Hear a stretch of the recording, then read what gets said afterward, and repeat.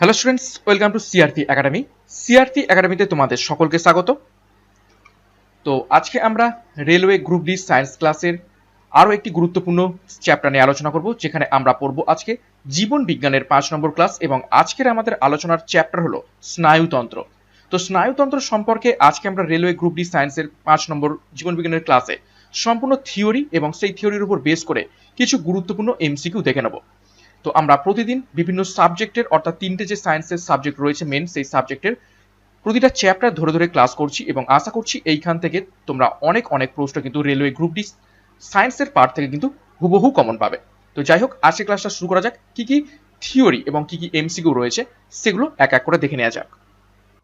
তো দেখো, প্রথমে কি বলছে, স্নায়ুতন্ত্রের একক হলো নিউরন। এই প্রথম পয়েন্টটাই কিন্তু খুবই গুরুত্বপূর্ণ, পরীক্ষায় বহুবার এসেছে যে স্নায়ুতন্ত্রের একক, তার নাম কি, সেটা হলো নিউরন। ওকে, তারপর দেখো, যে যান্ত্রিক, রাসায়নিক বা ভৌত পরিবর্তন দেহকে বা দেহের কোনো অংশকে উত্তেজিত করে তাকে উদ্দীপক বলে।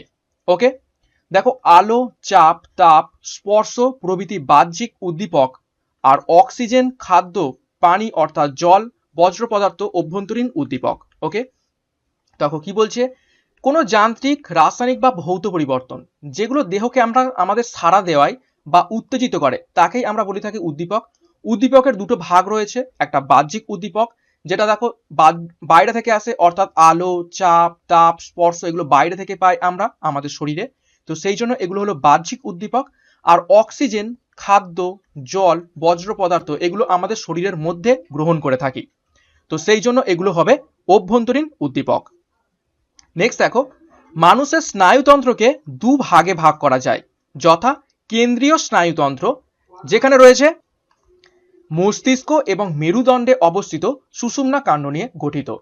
অর্থাৎ দুটো ভাগের মধ্যে প্রথম ভাগ হলো কেন্দ্রীয় স্নায়ুতন্ত্র, যেটা মস্তিষ্ক এবং মেরুদণ্ডে অবস্থিত সুষুম্না কাণ্ড নিয়ে গঠিত। ওকে, এবং আরেকটা স্নায়ুতন্ত্র, সেটা হলো প্রান্তীয় স্নায়ুতন্ত্র, যেটা 3 প্রকারের স্নায়ুকোষ নিয়ে গঠিত।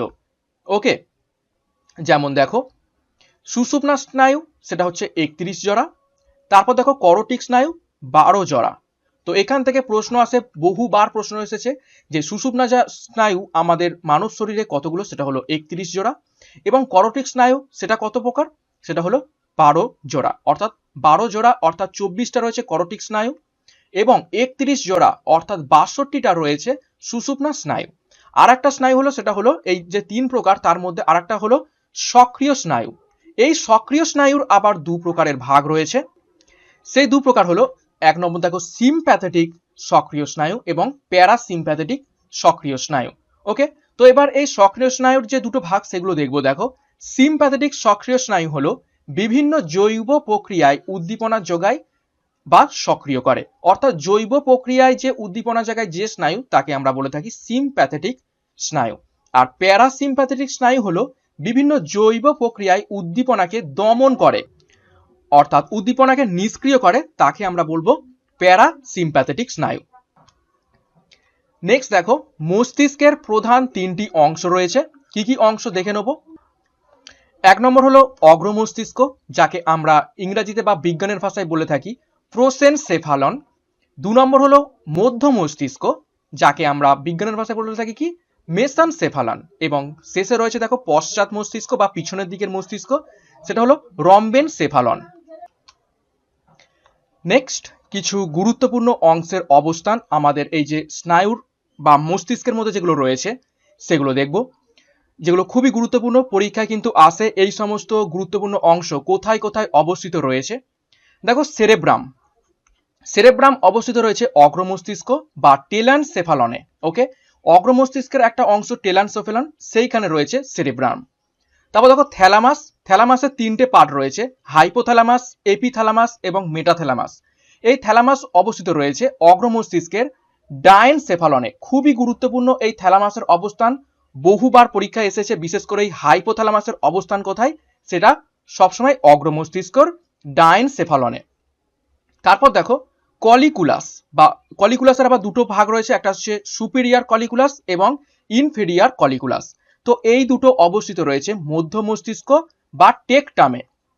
তারপর দেখো সেরেবেলাম এইটা অবস্থিত রয়েছে পশ্চাৎ মস্তিষ্কর মেটেনসেফালনে, এবং পন্স এটি অবস্থিত রয়েছে পশ্চাৎ মস্তিষ্কের মেটানসেফালনে। এই পশ্চাৎ মস্তিষ্ক অর্থাৎ মেটানসেফালনে দুটো অবস্থিত রয়েছে, একটা হচ্ছে সেরেবেলাম এবং আর একটা হলো পন্স। নেক্সট দেখো মেডুলা অবলাংটা। মেডুলা অবলাংটা এটাও কিন্তু অনেকবার পরীক্ষায় এসেছে, সেটা হলো কোথায় অবস্থিত? পশ্চাৎ মস্তিষ্কর মায়েলেন সেফালনে অবস্থিত রয়েছে মেডুলা অবলাংটা। তো এখান থেকে আমরা কিছু গুরুত্বপূর্ণ মস্তিষ্কের অংশ সেগুলোর ব্যাপারে দেখলাম। নেক্সট দেখো সেরেব্রাম, মস্তিষ্কের খুব গুরুত্বপূর্ণ অংশ এবং এর কাজগুলো আমাদের জানতে হবে। অর্থাৎ এই যে সেরেব্রামে দেখো থ্যালামাস, সেরেব্রাম এগুলো সবই অগ্র মস্তিষ্কের কাজ এবং আমাদের এর যে গুরুত্বপূর্ণ অংশগুলো সেগুলো জানতে হবে। দেখো চিন্তা, বুদ্ধি, ইচ্ছা শক্তি, উদ্ভাবনী শক্তি প্রভৃতি উন্নত মানসিক বোধের নিয়ন্ত্রণ করে এই সেরিব্রাম, এবং এই কারণে কিন্তু খুবই গুরুত্বপূর্ণ অংশ এবং এর কাজগুলো দেখতে পাচ্ছ। চিন্তা, বুদ্ধি, ইচ্ছা শক্তি, উদ্ভাবনী শক্তি প্রভৃতি উন্নত যে মানসিক চিন্তা আমাদের মধ্যে রয়েছে বা মানসিক বোধ আমরা চিন্তা ভাবনা করে থাকি, সেইগুলো সমস্ত কিছু নিয়ন্ত্রণ করে থাকে এই সেরিব্রাম অংশটি। তারপর দেখো সংবেদী অঙ্গ থেকে আসা অনুভূতি গ্রহণ এবং সেটাকে বিশ্লেষণ করা এই সেরিব্রামের কাজ। বিভিন্ন সহজাত প্রবৃত্তির নিয়ন্ত্রক এবং বিভিন্ন সহজাত প্রবৃত্তি, যেমন খাবার দেখলে আমাদের জিভ থেকে লালা পড়া, এটা হচ্ছে একটা সহজাত প্রবৃত্তি।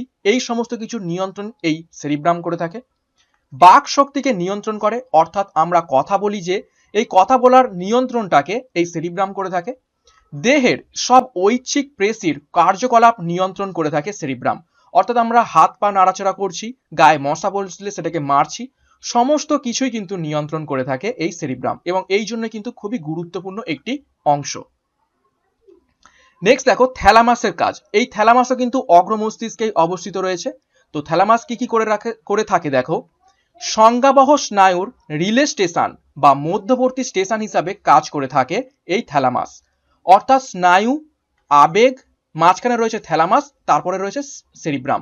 অর্থাৎ আমাদের গায়ে মশা বসলো, সেই মশা বসলো এই যে প্রেরণটাকে করে থাকবে থ্যালামাস, এবং কোথায় যায় সেটা হচ্ছে সেরিব্রামে যায়। ওকে, তো এটা হচ্ছে একটা বহন কার্য হিসাবে বা মধ্যবর্তী স্টেশন হিসাবে বলতে পারো। দেখো চাপ, স্পর্শ, যন্ত্রণা প্রভৃতি স্থূল অনুভূতির কেন্দ্র, আবেগ কেন্দ্র এবং অভ্যন্তরীণ অঙ্গের নিয়ন্ত্রণ হিসাবে কাজ করে থাকে এই থ্যালামাস। খুবই গুরুত্বপূর্ণ এই পয়েন্টটা। এবং তারপরে একটা পয়েন্ট কিন্তু সব থেকে গুরুত্বপূর্ণ, বহুবার পরীক্ষা এসেছে এবং বিগত বছরের পুলিশ পরীক্ষার প্রশ্ন, সেটা হলো হাইপোথ্যালামাস কি কাজ করে থাকে? হাইপোথ্যালামাস দেহের তাপ নিয়ন্ত্রণ করে থাকে। ওকে, তো গুরুত্বপূর্ণ তথ্য এখান থেকে জানলাম সেরিব্রাম এবং থ্যালামাসের কাজ সম্পর্কে। নেক্সট দেখো আরো কিছু কাজ রয়েছে। পূর্ণবয়স্ক মানুষের সেরেবেলাম, এবার দেখো সেরেবেলামের কাজ আমরা দেখছি। পূর্ণবয়স্ক মানুষের সেরেবেলাম গড় ওজন হলো 150 গ্রাম। এটি দেহের ভারসাম্য রক্ষায় ঐচ্ছিক চলাফেরা নিয়ন্ত্রণে ভূমিকা রেখে থাকে।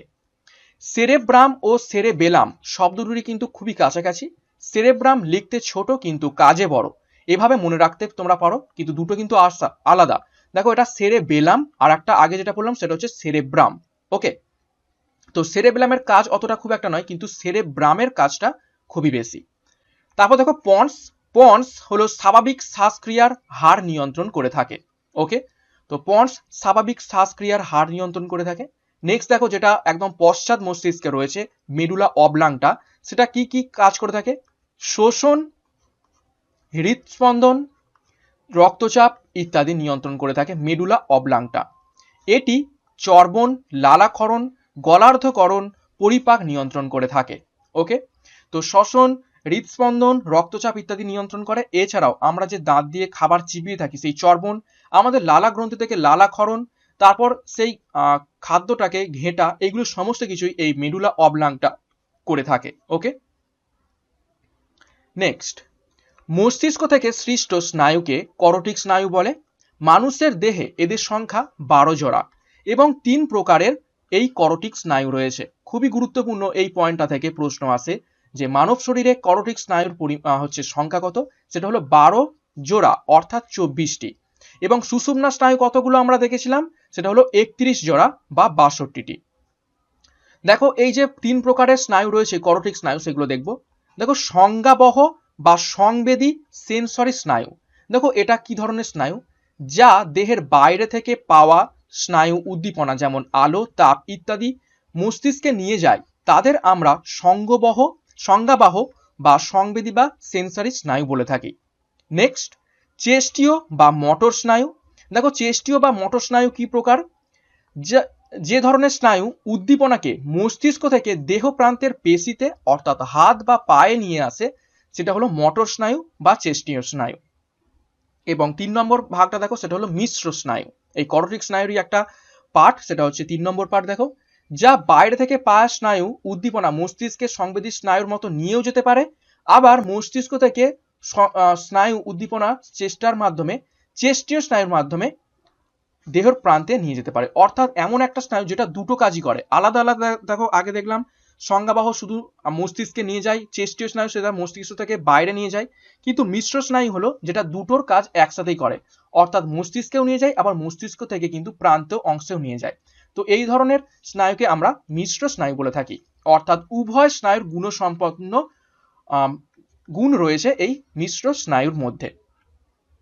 নেক্সট, 12টা যে করোটিক স্নায়ু রয়েছে সেইগুলো আমরা দেখব এক এক করে। দেখো স্নায়ুর নাম অল ফ্যাক্টরি করোটিক স্নায়ু। প্রকৃতি হলো সংবেদী, কাজ কি করে থাকে? ঘ্রাণ অর্থাৎ গন্ধ শুঁকতে আমাদের সাহায্য করে। তারপর দেখো অপটিক করোটিক স্নায়ু, সেটা হলো সংবেদী, এটাও সংবেদনশীল, আমাদের দেখতে সাহায্য করে। তারপর দেখো অকিউলেটর চেষ্টীয়, সেটা হচ্ছে অক্ষিগোলকে সঞ্চালন করতে সাহায্য করে। তারপর হচ্ছে ট্রকোলিয়ার, যেটাও চেষ্টীয় স্নায়ু, যেটা অক্ষিগোলকের সঞ্চালন করতে সাহায্য করে। তারপর ট্রাইজেমিনাল করোটিক স্নায়ু, এটা হচ্ছে এক প্রকার মিশ্র প্রকৃতির হচ্ছে করোটিক স্নায়ু, যেটা নেত্রপল্লব অর্থাৎ চোখের পাতা, ওষ্ঠ, ঠোঁট, চোয়ালের সঞ্চালন তার পক্ষে সহায়তা করে এই ট্রাইজেমিনাল স্নায়ু। তারপর চাপ, তাপ, স্পর্শ ইত্যাদি অনুভূতি গ্রহণেও সাহায্য করে থাকে ট্রাইজেমিনাল স্নায়ু, যে কারণে এটি একটি মিশ্র স্নায়ু। 6 নম্বর দেখো অ্যাবডুসেন্স। অ্যাবডুসেন্স হলো একটি চেষ্টীয় স্নায়ু, যেটা অক্ষিগোলকের সঞ্চালনে সাহায্য করে। ফেসিয়াল স্নায়ু, সেটা হলো একটি মিশ্র প্রকৃতির স্নায়ু, লালা এবং অশ্রু ক্ষরণে সাহায্য করে থাকে এবং আস্বাদন এবং ত্বকের অনুভূতিতে সাহায্য করে। তারপর অডিটরি স্নায়ু, যেটা সংবেদী প্রকৃতির, শ্রবণ অর্থাৎ কানে শোনা এবং দেহের ভারসাম্য রক্ষা করতে সাহায্য করে অডিটরি করোটিক স্নায়ু। তারপর গ্লসোফ্যারিঞ্জিয়াল, যেটি মিশ্র প্রকৃতির একটি করোটিক স্নায়ু, স্বাদ গ্রহণ এবং জিহ্বার সঞ্চালনে সাহায্য করে গ্লসোফ্যারিঞ্জিয়াল করোটিক স্নায়ুটি। তারপরে 10 নম্বর ভেগাস করোটিক স্নায়ু, এটি একটি মিশ্র প্রকৃতির। দেখো হৃদযন্ত্র, ফুসফুস, পাকস্থলী, স্মরণালী সঞ্চালন এবং নানা প্রকার অনুভূতি গ্রহণ করতে এই ভেগাস মিশ্র স্নায়ুটি হচ্ছে সাহায্য করে। এটা কিন্তু খুবই গুরুত্বপূর্ণ। তারপর দেখো স্পাইনাল অ্যাক্সেসরি। স্পাইনাল অ্যাক্সেসরি হলো একটি চেষ্টীয় স্নায়ু, এটা দেখো মাথা এবং কাঁধের সঞ্চালন করতে সাহায্য করে। তারপর হাইপোগ্লোসাল করোটিক স্নায়ু, এবং এটাই হচ্ছে 12 নম্বর চেষ্টীয় স্নায়ু। এটা হচ্ছে জিহ্বার বিচলন করতে অর্থাৎ জিহ্বার সঞ্চালন করতে কিন্তু সাহায্য করে। এটা দেখো ক্রমিক নাম্বার আমরা দেখেছি 12 জোড়া, অর্থাৎ এগুলো কিন্তু সবই ডবল ডবল করে আছে। ওকে, তো সেই জন্য শুধুমাত্র 12টা এখানে তোমরা দেখতে পাচ্ছ, এগুলো কিন্তু সব ডবল ডবল। অডিটরি, গ্লসিফারেঞ্জাল সবই কিন্তু ডবল ডবল করে, সেই জন্য কিন্তু 12 জোড়া অর্থাৎ 24টা কিন্তু এই সব দুটো দুটো করে স্নায়ু রয়েছে আমাদের শরীরে। তো খুবই গুরুত্বপূর্ণ 12 জোড়া করোটিক স্নায়ুর আমরা ব্যাপারে দেখলাম, তাদের নাম, তাদের প্রকৃতি এবং তাদের কি সমস্ত কাজ রয়েছে সেইগুলোর ব্যাপারে। নেক্সট দেখো অল ফ্যাক্টরি যে করোটিক স্নায়ু দেখলাম, সেটা দিয়ে কিন্তু ঘ্রাণ গ্রহণের কাজ হয়ে থাকে। ঘ্রাণ অর্থাৎ আমরা গন্ধ শুকে থাকি। তারপর দেখো অপটিক, অডিটরি, ফেসিয়াল ইত্যাদির কাজের নাম দেখেই মোটামুটি বোঝা যায়। অপটিক অর্থাৎ চোখ, অডিটরি এটাও কিন্তু চোখ, এবং ফেসিয়াল অর্থাৎ আমাদের মুখগহ্বর বা আমাদের চোয়াল এই সমস্ত নাড়াচড়াতে সাহায্য করে। তারপর দেখো অক্ষিগোলক সঞ্চালনের জন্য 3টি স্নায়ুর কাজ করে থাকে, একটা হচ্ছে অকুলোমোটর, ট্রকোলিয়ার এবং অ্যাবডুসেন্স। এই 3টে স্নায়ু কাজ করে থাকে অক্ষিগোলককে সঞ্চালন করার জন্য। তারপর গ্লসো শব্দটির সাথেই জিহ্বার সম্পর্ক রয়েছে, তো সে যেমন গ্লসোফ্যারিঞ্জিয়াল এবং হাইপোগ্লসাল স্নায়ু এই দুটো কাজ করে থাকে জিহ্বার সঞ্চালনের ক্ষেত্রে। নেক্সট, ট্রাইজেমিনাল স্নায়ু তিনটি অংশকে সঞ্চালনের ভূমিকা রাখে, নেত্রপল্লব, ওষ্ঠ এবং চোয়াল, এটা হলো ট্রাইজেমিনাল স্নায়ু। তারপর ভেগাসের কাজ সবচেয়ে বেশি, ভেগাস অর্থাৎ হৃৎপিণ্ড, যেটা আমরা একটু আগেই দেখলাম। দেখো ভেগাসের কাজ হৃদযন্ত্র, ফুসফুস, পাকস্থলী, স্বরনালী এইগুলোর সঞ্চালন আবার অনুভূতি গ্রহণ করতেও কিন্তু সাহায্য করে। ওকে, তারপর দেখো সিনাপস। সিনাপস কি? দুটি স্নায়ুর মধ্যে সূক্ষ্ম ফাঁকযুক্ত সংযোগস্থল, যেখানে একটি নিউরনের অ্যাকশনের প্রান্ত শেষ হয় এবং অন্য একটি নিউরনের শুরু হয়, তখন তাকে সিনাপস বলা হয়ে থাকে। আমরা দেখেছি এই রকম টাইপের কিন্তু নিউরন দেখতে হয়ে থাকে। তো নিউরনের শেষে এরকম লেজ বিশিষ্ট থাকে এবং লেজের এরকম থাকে। তো এই যে ফাঁকগুলোতে এইখানে কিন্তু আরেকটা নিউরন শেষ হবে, আরেকটা নিউরন শুরু হবে। তো এই ফাঁকগুলোকে কি বলা হয়? সিনাপস। অর্থাৎ দুটি স্নায়ুর মধ্যে সূক্ষ্ম ফাঁকযুক্ত সংযোগস্থল, যেখানে একটি নিউরনের অ্যাকশন প্রান্ত শেষ হয় এবং অন্য একটি নিউরন শুরু হয়, তাকেই বলা হয় সিনাপস। খুবই গুরুত্বপূর্ণ তথ্য। নেক্সট দেখো, অ্যাকশনের প্রান্ত ফুলে গিয়ে যে অংশটি গঠন করে তাকে বলা হয় সিনাপটিক নব। ওকে, অ্যাকশনের প্রান্ত ফুলে গিয়ে যে অংশটি গঠন করে তাকে বলা হয় সিনাপটিক নব। সিনাপটিক নবের সাথে পরবর্তী নিউরনের 200 অ্যামস্ট্রং এর মতো ফাঁকা জায়গা থাকে, এটা হচ্ছে অ্যামস্ট্রং, এর মাথায় শূন্য। ওকে, তো সিনাপটিক নবের সাথে পরবর্তী নিউরনের মধ্যে ফাঁকা যে জায়গাটা রয়েছে তার ডিস্টেন্স কত? 200 অ্যামস্ট্রং। একে সিনাপটিক ফ্লেপ্ট বা সিনাপটিক খাঁজ বলা হয়ে থাকে। নেক্সট দেখো, সিনাপটিক নবে সিনাপটিক থলিকা থাকে, যাতে স্নায়ুর প্রেরক বা নিউরো ট্রান্সমিটার বা তারপর দেখো অ্যাসিটাইলকোলিন থাকে বা অ্যাসিটাইল কোলিন, এই দুভাগে ভাগ করা হয়েছে। তো অ্যাসিটাইল কোলিন থাকে, যা এই স্নায়ুর প্রেরক হিসাবে কাজ করে থাকে বা নিউরো ট্রান্সমিটারের কাজ করে থাকে এই সিনাপটিক থলিকা। ওকে, তো সিনাপটিক থলিকার মধ্যে কি থাকে? অ্যাসিটাইল কোলিন, যা স্নায়ুর প্রেরক বা নিউরো ট্রান্সমিটার হিসাবে কাজ করে থাকে এবং এটা আবার কোথায় থাকে? সিনাপটিক নবে, যেটা অ্যাকশনের প্রান্ত ফুলে গিয়ে গঠন করে থাকে। তারপর দেখো খুবই গুরুত্বপূর্ণ একটি পয়েন্ট, যেখান থেকে প্রশ্ন আসে, সিনাপস দিয়ে উদ্দীপনা পরিবহনে কত সময় লাগে? সেটা হলো 0.5 মিলি সেকেন্ড সময় লাগে। খুবই গুরুত্বপূর্ণ পয়েন্ট, এখান থেকেই প্রশ্ন এসেছে অনেকবার। সিনাপস দিয়ে কত সময় লাগে উদ্দীপনা পরিবহনে? সেটা হলো 0.5 মিলি সেকেন্ড সময় লাগে। ওকে, তো এই ছিল গোটা আজকের আমাদের জীববিদ্যার 5 নম্বরের স্নায়ুতন্ত্রের প্রশ্ন। দেখো একদম প্রথম থেকে একবার দেখে নিই। স্নায়ুতন্ত্র প্রথমে আমরা দেখলাম তার একক নিউরন, স্নায়ুতন্ত্রের কাজ, তার ভাগ দেখো এই হলো, এটা হলো নিউরন। নিউরনের এইগুলো যেগুলো রয়েছে এগুলো হচ্ছে সব অ্যাকশন এবং নিচেরগুলো ডেনড্রন। এই যে ভাগগুলো রয়েছে এগুলোকেই বলা হয় সিনাপস, যেটা এক্ষুনি আমরা পড়লাম। তারপর স্নায়ুতন্ত্রের ভাগ বিভিন্ন, তাদের মস্তিষ্কের ভাগ, মস্তিষ্কের কোন ভাগে কোন গুরুত্বপূর্ণ অংশ রয়েছে সেগুলো দেখলাম, তাদের কাজ দেখলাম। তারপরে করটিক স্নায়ু দেখলাম 12 জোড়া, তাদের কাজ দেখলাম পুরো ডিটেলসে। তারপর সিনাপস, অ্যাকশন, সিনাপটিক নব এবং অ্যাসিটাইল কোলিন তার ব্যাপারে দেখলাম। ওকে, তো এবার এই ক্লাসের ওপর থেকে এই যে থিওরিটা আমরা পড়লাম এর ওপর থেকে কিছু গুরুত্বপূর্ণ আমরা এমসিকিউ করে ফেলবো। দেখো প্রথম প্রশ্ন, মানুষের সুষুম্না স্নায়ুর সংখ্যা কত? তো মানুষের সুষুম্না স্নায়ুর সংখ্যা হলো 31 জোড়া। একটু আগেই আমরা থিওরি একদম শুরুর দিকে পড়েছিলাম এটা। 2 নম্বর প্রশ্ন দেখো, অলফ্যাক্টরি স্নায়ু নিচের কোন কাজে সাহায্য করে? তো অলফ্যাক্টরি স্নায়ু এটি কাজ করে কি? একটু আগে আমরা থিওরিতে পড়লাম, ঘ্রাণ অর্থাৎ গন্ধ নিতে সাহায্য করে থাকে। নেক্সট 3 নম্বর প্রশ্ন, শিশুদের হাঁটতে শেখা কি ধরনের প্রতিবর্ত ক্রিয়া? তো শিশুদের হাঁটতে শেখা এটা হলো একটা অভ্যাসগত প্রতিবর্ত ক্রিয়া, যেটা আমাদের অর্জন করতে হয়, অভ্যাসগত বা অর্জনগত প্রতিবর্ত ক্রিয়া। 4 নম্বর প্রশ্ন, ত্বকের বহির আবরণটি হলো নিচের কোনটি? ত্বকের বহির আবরণ হলো নিচের কোনটি? দেখো এখানে অ্যান্সারটা করে দেওয়া নয়, সঠিক উত্তর হবে এপিডার্মিস। এপিডার্মিস হলো ত্বকের বহির আবরণ। 5 নম্বর প্রশ্ন, অপটিক স্নায়ু এক প্রকারের কি ধরনের স্নায়ু? তো অপটিক স্নায়ু এক প্রকারের সংজ্ঞাবহ স্নায়ু। 6 নম্বর প্রশ্ন, শয়ান কোষ নিম্নলিখিত কোন অংশে দেখা যায়? তো শয়ান কোষ নিম্নলিখিত অ্যাকশনে দেখতে পাওয়া যায়, যেটা নিউরনের একটি অংশ। 7 নম্বর প্রশ্ন, মস্তিষ্কের গহ্বরে যে তরল থাকে তাকে কি বলা হয়? তো তাকে বলা হয় সিএসএফ। সিএসএফ বলা হয়ে থাকে। 8 নম্বর প্রশ্ন, প্রাপ্তবয়স্ক মানুষের মস্তিষ্কের ওজন কত? তো প্রাপ্তবয়স্ক মানুষের মস্তিষ্কের ওজন হলো 1.36 কিলোগ্রাম। 9 নম্বর প্রশ্ন, ভেগাস স্নায়ু নিম্নলিখিত কোন ধরনের স্নায়ু? তো ভেগাস স্নায়ু একটি মিশ্র স্নায়ু, যেখানে আমরা দেখেছিলাম হৃৎপিণ্ডের চলন, তারপর আবার বিভিন্ন ধরনের অনুভূতি গ্রহণ, ফুসফুসের চলনকে সাহায্য করে। তো সেটা হলো ভেগাস স্নায়ু, যেটা মিশ্র স্নায়ু প্রকৃতির।